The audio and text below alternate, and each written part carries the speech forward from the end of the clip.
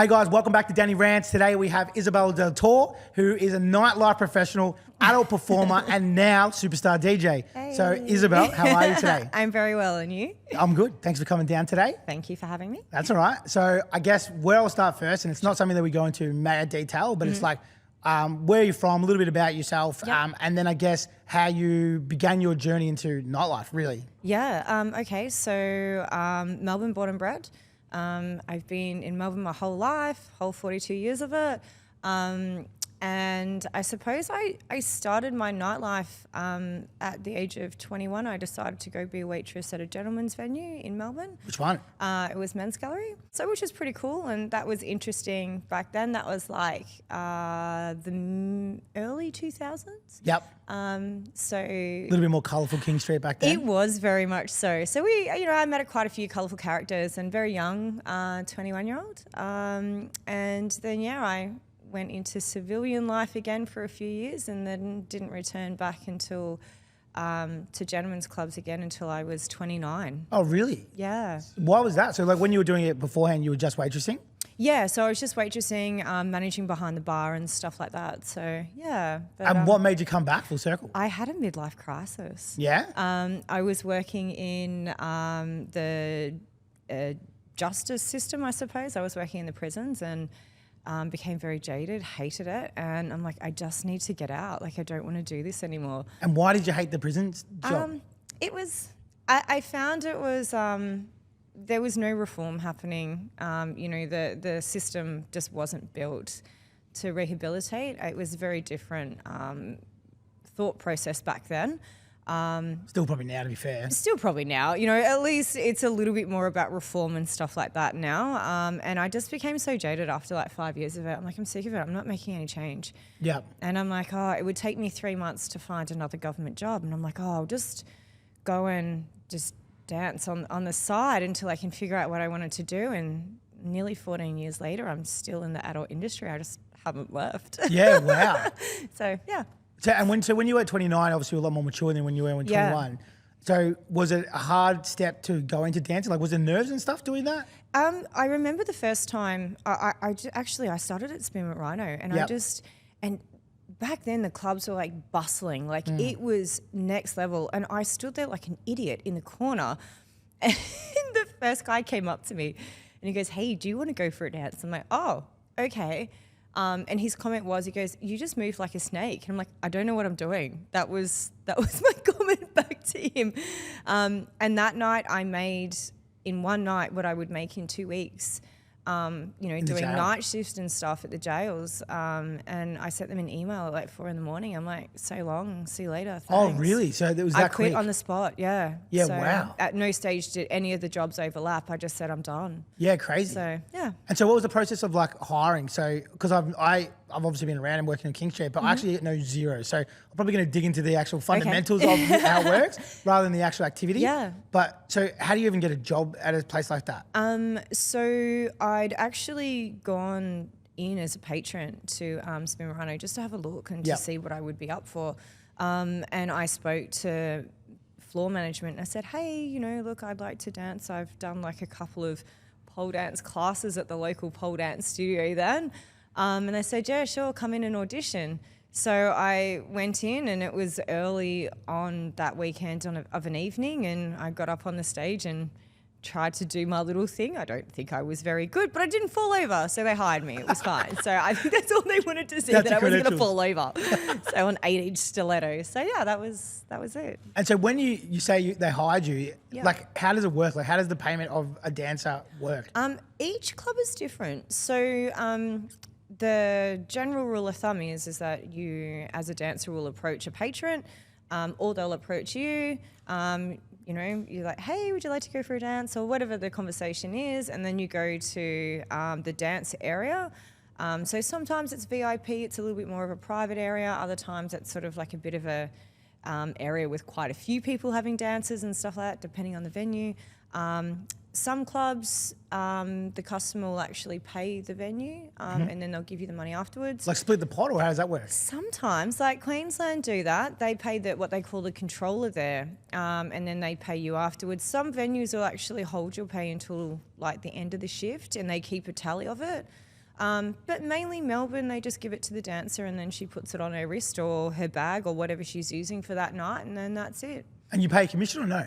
Some venues, yes. So some venues there's no commission. Yeah, some venues there's no commission. Other venues there are.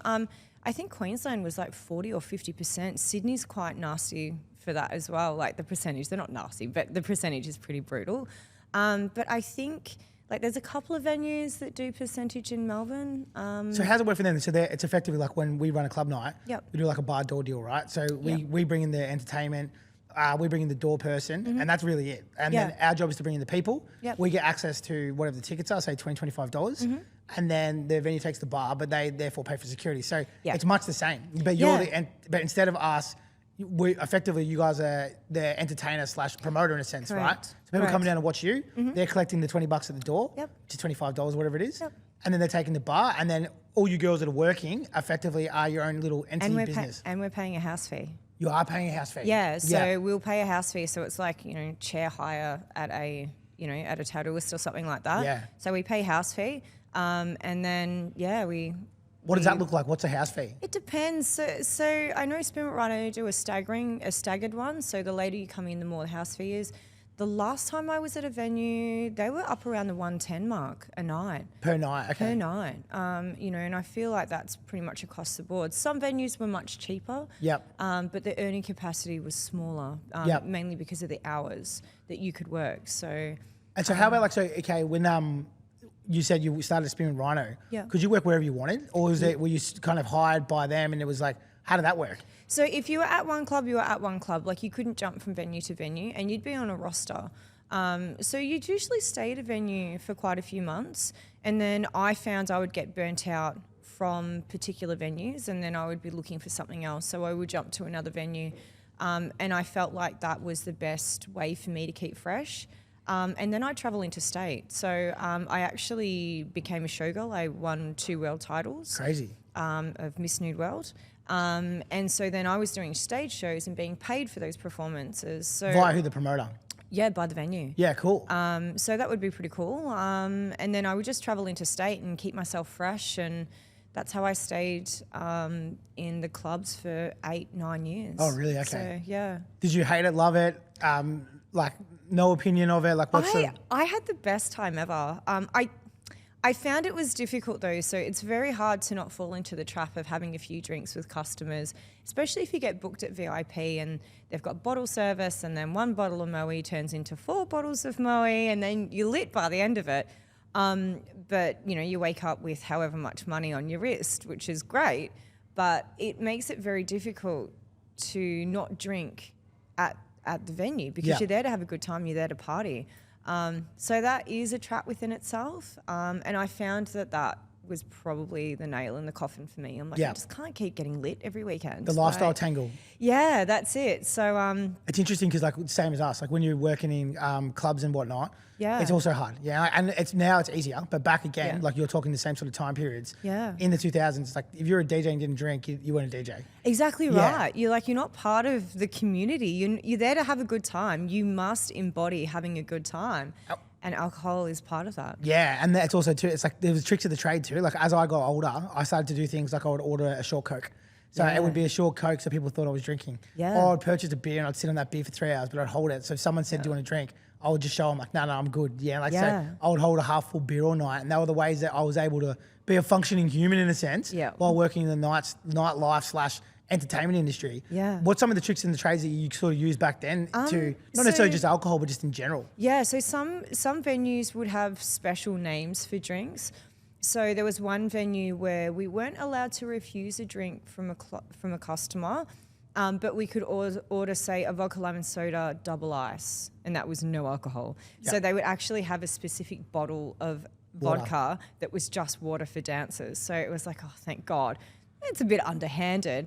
But otherwise we would just be sloshed by the end of it. We wouldn't be able to walk. And balancing on those heels, you need some kind of marbles about you. But so different venues had different sort of things like that. Or you could word up the bar staff that night and say, hey, look, I'm not drinking. Can you just make mine all fake drinks and Cool. stuff like that. So, or you can say, I want a wet pussy on ice. Yep. And it's low alcohol, and you just sit on that, and you're like, oh, I don't like it in shots. And you can sit on that and then take a sip, and then by the time the dance is over, 20 minutes, half an hour, an hour later, you just order another one, and you've had nothing. Holding it, So, yeah. they're the tricks to get around it. It's funny, I actually know a guy that trademarked that name and started a bottle company, Wet Pussy. Oh, really? Yeah, I heard about that guy too. Yeah, so what a legend. So other trades, like when you were working, I guess the room, like which is what you were doing with these male, female clients, whatever, was there tricks in their trade with that sort of stuff? Absolutely. So it also would depend on the venue too. Like some venues were like hard and fast, and the lines that you have in your toolkit would reflect the kind of clientele. So if they were there to like get down and dirty, your repertoire of lines that you would use were down and dirty as well. If they were How would you pick though? How'd you know? Yeah, you just tell. You can just tell. Yeah. Immediately, the way they look at you, the way if they go to touch you, within like 10 seconds What straight kind of away client what they want, and it's an art form. Yeah. And but if you've got other venues that they expect you to dress in a gown, those down and dirty like 1, 2, 3 lines that you've got don't work. They want a bit of a conversation. They want the girlfriend experience, and you need to be able to cater to that within a couple of minutes.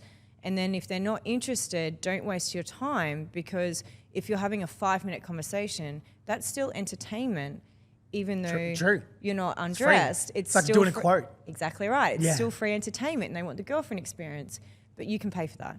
It's funny because there's guys out there who do that for fun. Like Yeah. they're like, I guess they're the It's a uncatchable game. fish. Yeah. It's a game, and you can pick it straight away. Like you do a couple of minutes, and if you're not going to get any joy, you're like, all right, have an amazing night. I'll come back and see you later. Yeah. And it's off you go. See you later. Next. Yeah. And so it's like basically it would be like fishing, right? So he's going out there Absolutely. trying to, did you get good at like being able to pick up the ones who were ready to splash cash? Like was there art to that too? There is some girls would be incredibly not pushy, but they would just be difficult to say no to. Yeah. But the guy wouldn't have a good time, so they would sort of get a very short dance.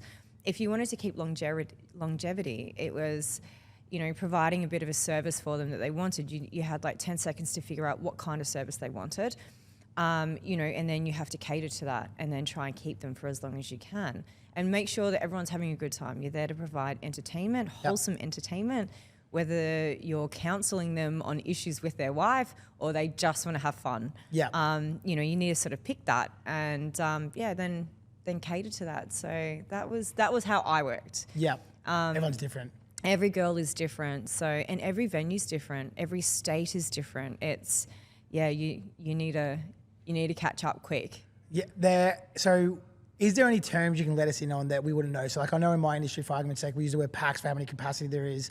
We use the word like speed rails for like the back bar part, whatever. Is there some insider terms that dancers use that we would not know as normies that was like an industry standard term that you use like a slang? Not really. Not Okay. really. You'd be like, yeah, time waster. Yeah. Don't bother with him. It was pretty, I don't know, we never really had anything like that. I don't know. I can't Because think of working anything in off the prison top would of have my heard head. heaps of it. Oh, prisons, my God, yes. so many. I suppose like in filming we had a bit more, like slang, if you like. But yeah, dancing I can't really think of much.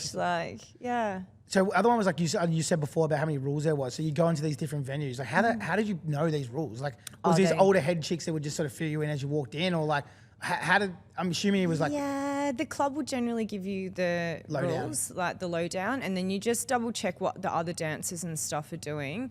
But it was sort of up to you. Like if you were in a venue that allowed touching, you had to just make sure what the rules are. for you personally. Yeah, that's it. Otherwise you get in trouble. And then if you mess them up, you get told pretty quickly. You're like, oh, yep, cool, no worries. But I suppose in every club there's like an unwritten rule of not cutting another girl's grass. Okay. So, if one girl's chatting to a client, Don't don't come across and, you don't cut her grass or what have you. It's just there's rules in every venue. If you team up with another girl, don't cut her out of the dance. Like you both go together. If you hustled, together, you go together. And it's I don't know. A lot of eye contact, like not actual conversation, but it's like there's Yeah. unwritten laws that you abide by. Yeah. What was your relationship with like the security guards? They were usually pretty good. I was there to always do a job, I suppose, and provide the best service and funnest service I could. I will say that there was one venue that was a bit down and dirty in Melbourne, and I actually had a guy like grab me completely inappropriately, like, and not okay, like quite nasty. And by the time I had turned around and got to grab this guy by the throat, security already had him and up against the wall and was throwing him out. I'm like, oh, okay, cool. Good job, boys. Good job. Thank you very much. But it was as quick as that. By the time I had gone from being bent over to turning around to grab this guy, he was already up and out of his seat and being thrown out. I'm like, I didn't even get contact on that. That was it. And I'm guessing you need that security too, right? Like you want to make sure that you feel safe in these environments. I'm assuming they do feel safe most of the time. Yeah, so it's just being polite. It's just like, hey, hope you're having a great night and stuff like that. Like I never really had any in-depth conversations with security, but always very polite, always thank them for the end of the night and stuff like that. So, yeah. So then the next step you move into as an adult performer. Yes. What was the transition between going as a dancer slash, I guess, showgirl? Showgirl, yeah. So when you were doing this and Miss Nude and whatnot. Yeah. You moved into adult performing afterwards. Yeah. What was the transition? What was the reasoning behind it? What was the thought process? So while I was, I'd won 2 world titles, once I had competed in the US and then a couple of years later I'd competed here in Australia. They brought it over. How awesome. It was a lot of work, but it was so fun. So anyway, I was webcamming as well in the background. Yeah. And so it wasn't that much of a stretch to go from webcamming to performing. And I don't know what came over me. I was just having an absolute moment. I'm like, I'm going to go and do adult film. And I don't know what I was thinking, but I went over to America and went to the AVNs and had a look around. I'm like, yeah, I could do this. And came back to Australia and I was like, yep, that's it. And I signed with LA Direct and So what's LA Direct? I don't know what that is. LA Direct is a US agency. Yep. So I signed with them and I just wanted to do girl. I didn't want to do boy-girl. And they were very blunt with me. They're like, it's not a thing. You can't just get girl. I'm like, what do you mean? They're like, you have to do boy-girl. I'm like, well, I'm just going to go do it. I was so sure. I was just so hyper-focused on the next thing because I'd done everything. I'd won 2 world titles. What am I going to do? Go back for a 3rd? What else am I going to do in the industry? I'd already peaked. So I'm like, I need to do something else, because I'm very goal-orientated. And then, I went over to America and had the best time ever. I'm like, man, this is my people. I need to be here. And I loved it. What was the difference from being a dancer in, say, Australia than being an adult performer in America? I was so humbled. Yep. I went over there and I was the current Miss Nude World. And over in here in Australia, it was a big thing at the time. I'd been on the cover of Penthouse magazine. I'd been on multiple covers. And I went over to America as an absolute nobody. Yep. I was a 0 over there. In Australia, I was a somebody. And it was like my 3rd scene, and it was for Naughty America. And they're like, so who are you? What do you do? I'm like, oh, I'm the current Miss Nude World, thinking that they would know. And they're like, what? What's that? No one really cares anyway. I'm like, oh, my God. I was knocked down so many pegs, and I realised I had to start at the start. I was a nobody. I was such a tiny little insignificant fish in a massive pond of stars, like superstars. And I was a nobody. So I had to become a somebody, and that was so humbling. And I'm like, oh my God. So it was. I think I needed it though. Yep. I think I really did need it. So. And the experience overall when you first started, like I'm assuming being in America, everything would have been way larger, way extreme, way more. It was so fun. Like I was having the best time ever. Like I lived in a massive 2-story, it was a model house. They call them model houses, but it was accommodation in Studio City. I had a car. I was given a car, a Mercedes to drive because my agent was amazing. I met the most amazing people. I was taken out by promoters to some of the most exclusive clubs. I met a whole heap of SoundCloud rappers that I don't even know who they are. Heaps of tattoos on their face. Yeah, that's it. But I had the best time. I would go up to Venice Beach and stuff like that, and I was living somebody's dream. Yeah. I would wake up at 8 o'clock in the morning. I'd do my 8 to 12 hours work, a lot of cardio. Yep. And then I'd go have dinner. I would either shoot content or I'd go to the gym. And that was day in, day out. It's hard work. And we are essentially athletes, but damn, I was living someone's dream. It was so much fun. And how long So did you much live in fun. the States for? So I would go for 3-month blocks at a Yep. time, because any longer, after 10 weeks, I would start to get weird. Yeah, okay. I'm like, I In just what wanna way do you go mean by home. that? Just, I was missing home. I would become so homesick. I found I was less homesick in Europe, but I was very homesick in the US. So things that the food was different, the water was different.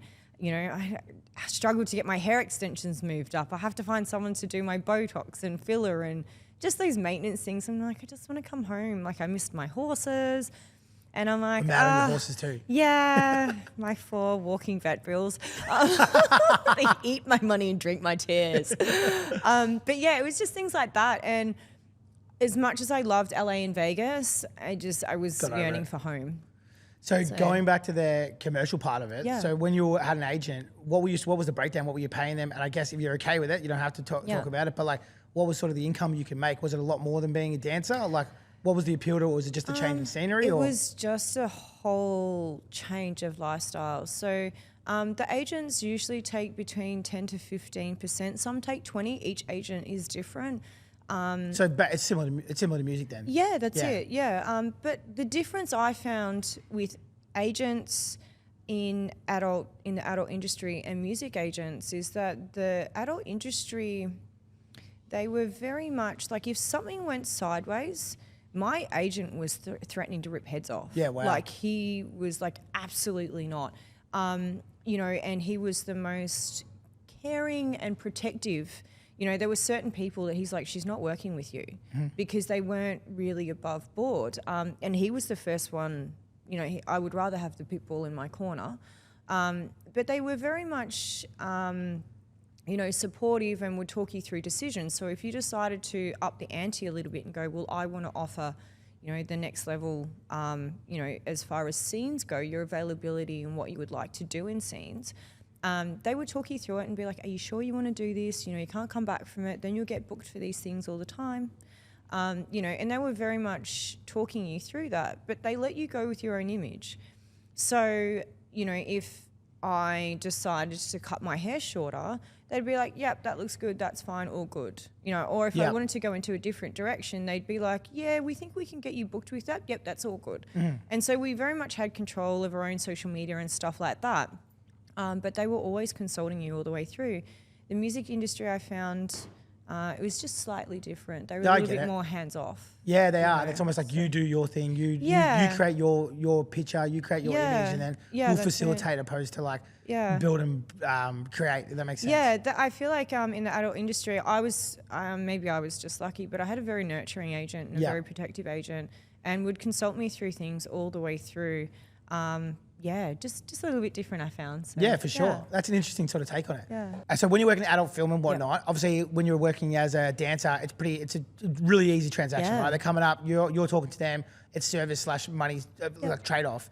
When you're working in the film industry, how do you make your money? Like, how does that work? So the studio will actually pay you. So Europe is different to the US. So the US, the agent, my particular agency actually took the funds and then would pay you out kind of like a boss. Yeah. But they would take out the percentage and, incidentals and stuff like that, which was awesome. That's great. But in Europe, it's just straight up. They just pay you. The agent has very hands off. They don't do anything. They just facilitate the booking. That's it. Yeah, wow. So it's like a booking agent basically. Yeah, that's it. So, and it's just different. I suppose Europe's like the Wild West, but I don't know. Europe's very much different. You have to be able to stand on your own 2 feet and have teeth. Yeah, wow. I would have thought America would have been more like that. No, America's very, very safe. As soon as anything goes sideways, they are called out on Twitter and they're cancelled. Yeah. Immediately. But in Europe, it's a little bit different. Like, a few times I'd had to, show some teeth with certain things in scenes. Producers or stuff like that? It was just they would be like, okay, well, now we're going to do, boy, girl. And I'm like, no, that's actually considered group. I don't do that. And that's not on the list of things that I'm going to do. So pull me out of the scene. But in Europe, they kind of take liberties like that. They push the envelope and they're like, well, why are you being difficult? Yeah, I get you. And you're in that environment where it's a bit uncomfortable, which is fucked, right? Yeah, if you do that in the US, you get called out. Absolutely And so you should though too, right? Yeah, exactly right. So you've got to have a little bit of... You have to stick up for your own boundaries, whereas in America you Absolutely. don't. The boundaries are set and they're not Yeah. crossed. Yeah. I mean, look, there's people who will take advantage in the US. I'm not saying that it's completely... Perfect industry. But it is very much way more regulated than Europe. So yeah. That's good to know, It's I interesting. guess. So when they're paying you, so you get a fee, right? So they say, cool, this is your agent, I guess, it goes back and forth and says, hey, this is the money that Isabella wants to do this movie. We have rates, that's it. Okay, you have rates, okay. Yeah, each different scene is different rates. Oh, really? Okay. And so like over in Europe, my rates were almost double any other performers. Interesting. So, And so they inquire, then they just get the rate they sheet? just know. They just know, They okay. just, like, the agent will be like, Isabel's here, these are her rates, no worries, you can, in they book. Okay. That's it. It's very transparent. Yeah. There's nothing hidden. There's no hidden fees. That's what it is. But is there any like licensing stuff? Like, so we sign contracts. yeah, because you worked with Brazzers, right? Yes. So yes. that was a secondary thing that Brazzers paid you, or was it the people who you were working with were putting it on Brazzers? No, so Brazzers have their producers, but that they will book. They will go to the different production agencies that produce for Brazzers and say, we want this girl, this girl, this girl, this girl. Here's your next month's schedule. You must book these girls in. And then they just match the male talent accordingly. But contract stars have a minimum of how many scenes they need to shoot. So they take precedence over, other non-contracted performers. Yeah, So, okay. Yeah. And so there's no rolling license. It's literally just the fee, and that's all. Yeah. That's so different than music, right? Because with music, it's all about the fee. It's not about. There's no real upfronts traditionally, except for like gigs, basically. Yeah, no, it's just straight up front. I have noticed, like, I was out of filming studio way before this came on board, but some of the studios were actually putting in the paperwork that you fill out, like the contracts you fill out beforehand, that they wanted you to sign away your likeness, your AI likeness, for in perpetuity, which is forever. You're crazy. And I'm like, oh my God. So they never have to hire you again, but you've signed away your AI likeness to that company. And I'm like, check your contracts. Fuck, that's full on. How insane is that? So it's already happening. You see it on Instagram. There's like fake AI chicks, and they'll come up. You're like, that's not a real person. Is that a? Yeah, it's just a made up person. I mean, they have like 100,000 followers. So people are making fake accounts for fake females, like, which is insane. So can you imagine if you had signed that away as an actor, as a musician, your AI likeness in perpetuity forever? That's insane. Guys, check your contracts. Check your contracts. It's a thing. Even if you're a musician, I'm sure they put it as your voice or whatever. Check it. That's insane. So we talked about some terms and stuff before. So in the adult film industry, there are some terms that you use. What are some of these terms? Can you fill us in some of them? So anyone who is not in the adult is not an adult performer is a civilian. So that's what criminals use the same term. Yeah, civilians. I usually would say, if you're going into a butt stuff scene, it's like, well, clean up on aisle 3.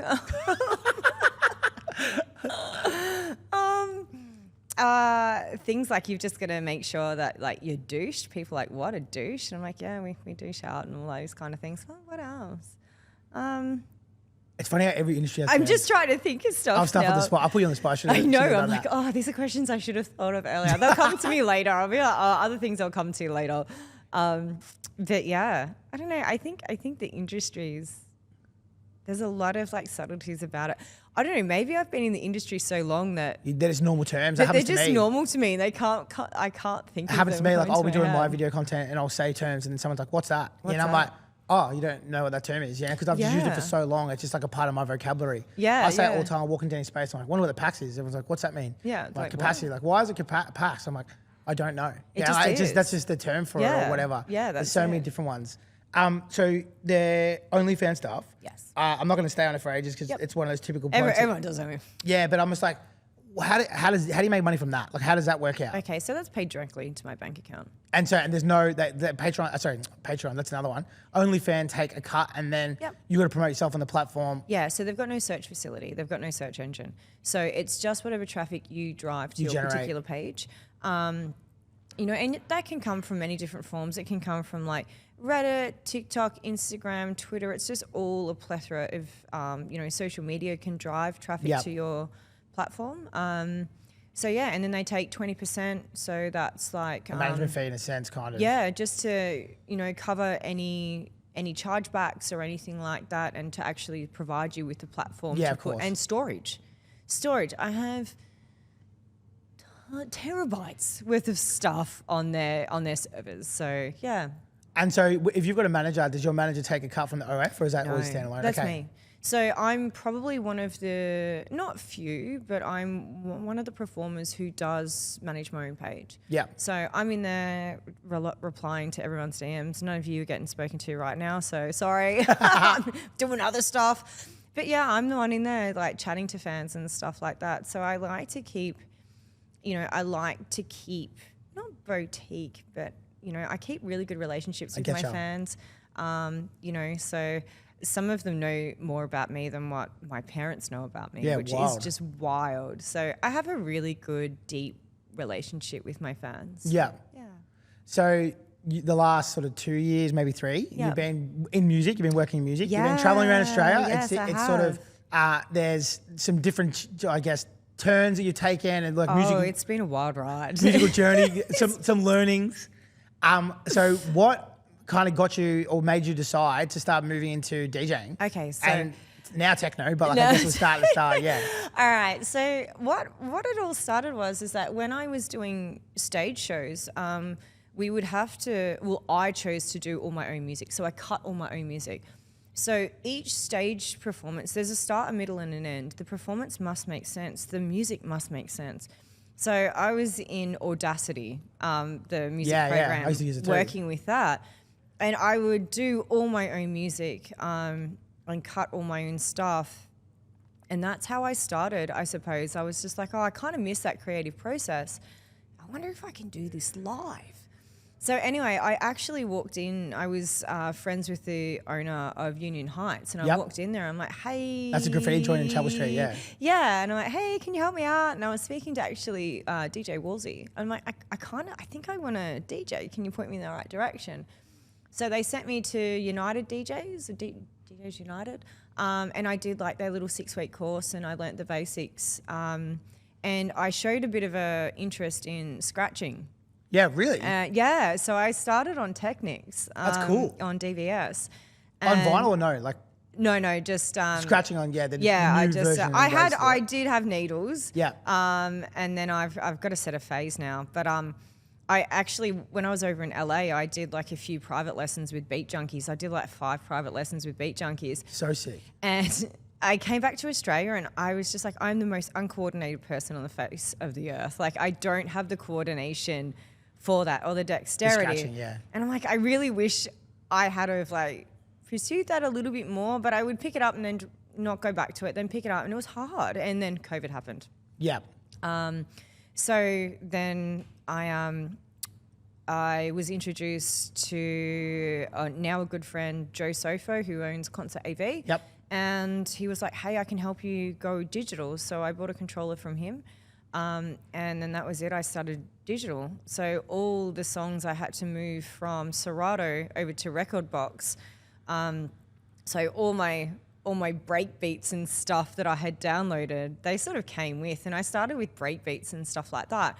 And then I moved across and I downloaded a whole heap of trance. Yeah. Because that's where my musical journey started. That's what I was going to say. I was going to touch on that. So you sort of like from conversations we've had, you're a bit of an old ex-rave head. I'm talking 1999. Like I remember like Chapel Street and stuff like that. And where were you going back late then? 90s. Teriyaki Anikasaki, Base Station, Hard Candy. Yeah, that was like the peak rave days, Melbourne Shuffle. So good. Fat Pants. I would say Fat Pants. I had several pairs of like slips and stuff from like Ministry of Sound and Ministry of Style. I remember that in Brunswick. Yeah. My mate, funnily enough, my business partner Kyle, you know Kyle. Yeah. His step grandfather owned that. Man, And I'm like, where did that go? Yeah. Where did that stuff go? And, you know, Hardware 13, Pure Flow, you know, those kind of raves that were down at the Docklands that is now all asbestos now, the fruit markets. But there was no security there. It was just one guy at the door. Yeah. And different rules back then. Willie Tell, like Jason Midrow, like those were headlining artists. You know. Hellraiser, you had Nick Skits and all that sort of stuff too. And that was a whole thing, like that hard energy. It's hard house that came from the UK. And that was where I started my, you know, journey with techno. And then, you know, sort of life happened and, you know, I went and became a functioning member of society, so to speak. And then, yeah, so that was like late 90s, early 2000s, and I was like 17 sneaking into these venues. And you still had that passion burning, I'm guessing, from back in those nostalgic days. Yeah, absolutely. So, and it was so good. And then, yeah, I that's instantly where I defaulted to when I started downloading music when I went digital. And then it sort of dawned on me, I'm like, I'm never going to be able to play anywhere unless I have stuff that's a little bit more palatable for the masses, you know. And so I started looking at other new genres because everything had changed. So what I would have considered to be acid is not acid now. Like the sound is completely different, you know. Like I'm like, that's the hearts. You know, that's what I would consider hardstyle back then, but it's now acid. I'm like, damn, shit's moved quick. It's kind of funny, hey, because it's all recircling now. It's like there's so many 90 influences in music currently, but it's not the same at the same time. It's different because especially the bass lines and stuff like that are so much more richer. Like we've got so much more polished, deep bass lines now. But those top sounds, those, you know, mids and tops are still very 90s. You know, so, and that's the acid we're sort of seeing now. So that's where I sort of sat and I'm like, oh, this is a thing. But anyway, I was like, oh, the concession for me was tech house. I'm like, that's as commercial as I'm going to go. Yes. So I got a gig playing a back-to-back with a friend at a couple of venues, and that didn't go down too well. Anyway. And then I started emailing venues. So I emailed Ballarat. I emailed, you know, a venue. Empire. Empire. And I emailed them. I'm like, hey, I'll play for $50. I just want to get out there. And then Carlo messaged, you know, emailed me back. And he's like, hey, do you want to come in and chat? I'm like, yeah, cool. So, you know, then that was it. So Carlo had got me booked. You know, we had done, like, let's see what we can do with this. And we were playing, you know, I was playing tech house. Venues. Yeah, so, and I was still trying to find my feet with a genre that I wasn't too sure that really fed my soul, really. Yep, totally. But it was a concession, and it was somewhere for us to start to sort of get me into venues. Yeah. And then, you know, a few months in, the opportunity to jump on board with Lucky Entertainment came up, and I'm like, well, let's give it a bash. Let's see where it goes. But I was a bit of a hybrid concept, I think, because I had such a large following on social media that, you know, I was getting booked based on that. And I was getting, in hindsight now, I was probably getting bookings that I didn't earn. Yes. And I'm the first one to say that. I was booking off my social media. So, which, in saying that, in your defense, so many people do. Yeah, like they look at it and go, I know even from an artist, like working with artists, it's like, you need to get your social media to X point, because if you don't, they're not going to book you, because it's like they need it. So you kind of did the chicken before the egg sort of thing. Yeah, exactly right. So if I look at that pragmatically and say, okay, well, all those followers I worked really hard for, but in the adult industry, and that's why I could command the respect and the rates that I did in the adult industry. But if you turn around and apply that to music, what have I achieved in the music industry to warrant a headline slot? Yeah, correct. After DJing for 4 months. And commanding a decent fee that people would wish for. Exactly right. And I'm like, while it was nice at the time, and I didn't realise when I was in it, I just thought that this is what happened. Yep. And it's just the way that every sort of thing sort of like happened, and it unfolded quite quickly. But what I found in hindsight, looking back now, is that I kind of made a rod for my own back in a way, is that promoters will book me, and then it was a trial by fire. Yes. So I didn't come in at a top level that a headline act should be. My mixing was very basic. I was still trying to catch by ear. You know, sometimes my things were out and it wasn't a clean mix. But you tell me what DJ that's been DJing it for 4 months totally is at a high level. And so, you know, I was sort of not judged, but it's an interesting take on it because You you're know. talking about like it's the new thing where it's like an influencer then becomes a DJ. Yeah. Effectively, it's the same situation. So it's not even something I've thought of where you're right, trial by fire is a really good term. Absolutely. But we're like, oh, okay, that guy's got a big following, so therefore we're going to book him. Then we're like, well, he's shit. Yeah, and so it's Yeah. like then that person doesn't get another opportunity because Exactly. we've decided that they're not great. But the reality is we're not looking at the fact that we booked them because they had followings, not because of their music. Exactly so right. It's where the part to blame in that situation scenario. So I never got a chance to play those opening slots or those closing slots and make mistakes and settle into a sound and develop, you know, and develop a strong fan base in the music industry. So it's always educating from downwards up. absolutely. So upwards down. Upwards down. Yeah. And I'm like, it's in hindsight looking back, I'm like, oh, I don't think that was great. Yeah, it's interesting. But everyone, I was I sort love of the a reflection. new- I'm just going to stop on that. But the reflection of this is so brutally honest and awesome. Yeah, but I was a new entity. So, you know, everyone that was on board believed that this was the correct way to go forward. Yeah. You know, but the feedback was 6 months later, it's like, we can't rebook her because the feedback they were getting was I was playing too hard, too underground, because the venues I was getting booked at that were willing to pay those rates for a headline We're act booking you because you're social media following. for social media following, but they were commercial venues. Yes. So what was happening is that I was becoming more and more, not jaded, but after every set, I'm like, I just This is didn't. not what I started for. This is not what I started to do. You know, they're like, hey, can you play a little bit more commercial? And I'm like, I don't have that Because it's not in what I my listen thing. to. It's not what I want to play.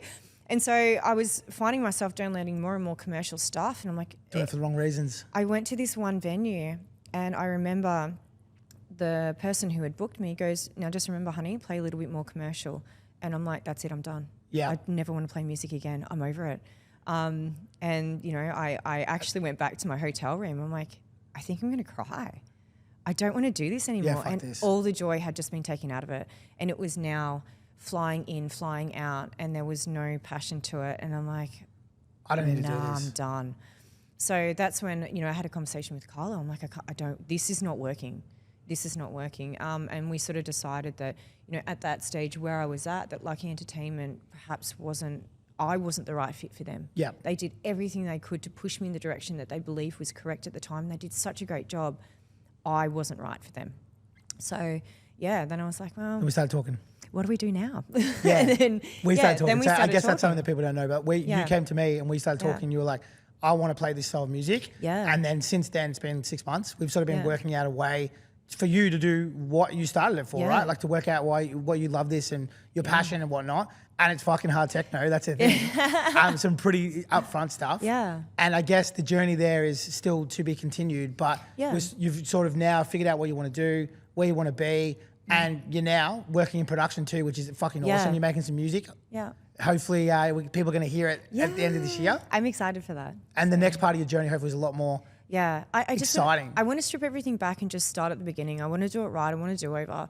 I want to play those opening sets, those closing sets. I want to settle into a sound that I don't feel like is curated for somebody else. Totally, I love that. You know, so I want to do it right. I want to earn my stripes. I don't want someone to say she's just being booked as an influencer because I don't want to be that. 100%.